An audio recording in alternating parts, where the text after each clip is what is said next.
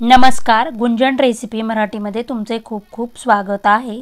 आज आपण पराठा तयार करणार आहोत। झटपट असा होणारा, अगदी साधा सोप्या पद्धतीने। मी इथं एक जुडी कोथिंबीर निवडून स्वच्छ करून बारीक कट करून घेतलेली आहे। त्याच्यामध्ये मी आता 2 वाटी गव्हाचं पीठ टाकून घेणार आहे। मी इथं बेसन पीठ, रवा काही टाकणार नाहीये।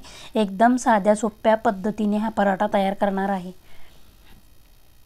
आता या गव्हाच्या पिठातच मी आता पाव चमचा हळद, 1 छोटा चमचा जिरे, मुलांच्या डब्यासाठी ही रेसिपी करत आहे त्यासाठी अर्धा चमचा मी लाल तिखट टाकलेला आहे। अर्धा चमचा ओवा मी क्रश करून टाकणार आहे।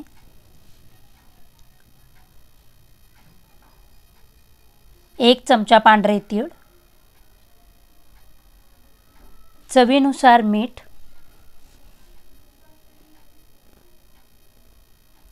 इथे मी आलं लसूण कढीपत्त्याची पेस्ट करून घेतलेली आहे।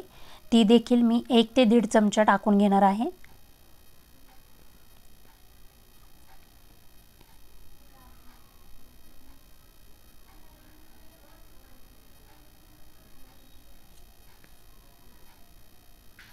आणि आता आपण हे सर्व कोथिंबीर पिठामध्ये एकजीव करून घेऊया।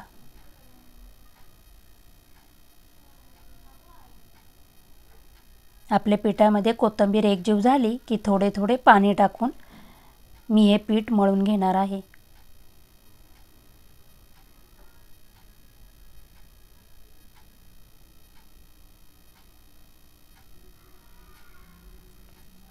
आपले पीठ मळून झाले की त्याच्यावर मी आता 1 चमचा तेल टाकून पुन्हा एकाद मिनिट आपण मळून घेऊया आणि 10 मिनिटांसाठी मी ह्या पराठ्याच्या पिठाला झाकून ठेवणार आहे।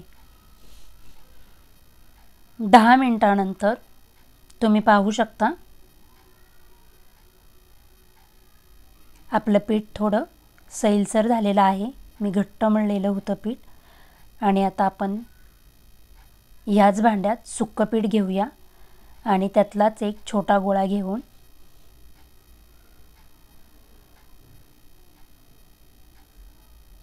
सुक्या पिठामध्ये डिप करून घेऊया आणि छोटीशी पुरी लाटून घेऊया।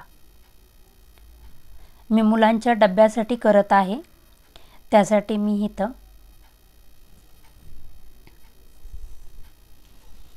चीज खिसून टाकणार आहे।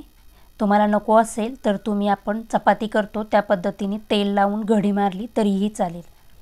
मी इथं चीज टाकून घेते आणि त्यानंतर त्याची घडी करणार आहे।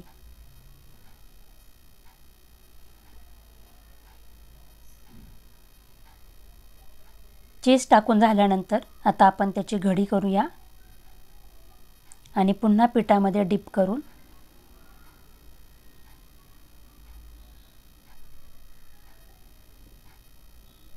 आपण एकसारखा असा पराठा लाटून घेऊया।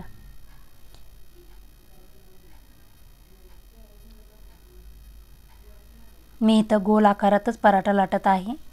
तुम्ही चौकोनी किंवा त्रिकोणी आकारात पराठा लाटला तरीही चालेल आणि थोडासा मी मध्यम जाड असा पराठा लाटून घेणार आहे। एकदम पातळही लाटणार नाहीये।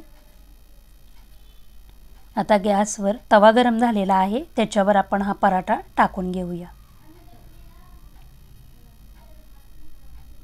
1 मिनिटानंतर मी हा पराठा पलटी मारून घेणार आहे।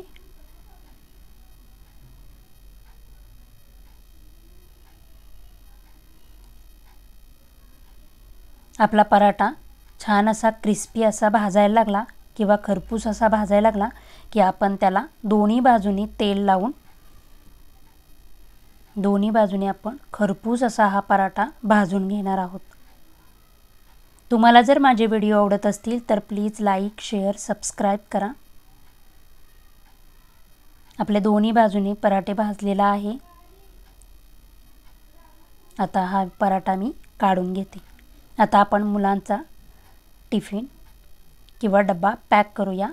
मी इथं पराठा ठेवून तुम्ही पराठ्याबरोबर सॉस, चटणी, लोणचं काही देऊ शकता। मी इथं ते माझ्या मुलीला आंब्याचं लोणचं देत आहे। आणि त्याचबरोबर काही बदाम मी डब्यामध्ये टाकून त्यांचा डबा पॅक करत आहे। अशा पद्धतीने आपला कोथिंबिरीचा पराठा तयार झाला आहे आणि मुलांचा डबा देखील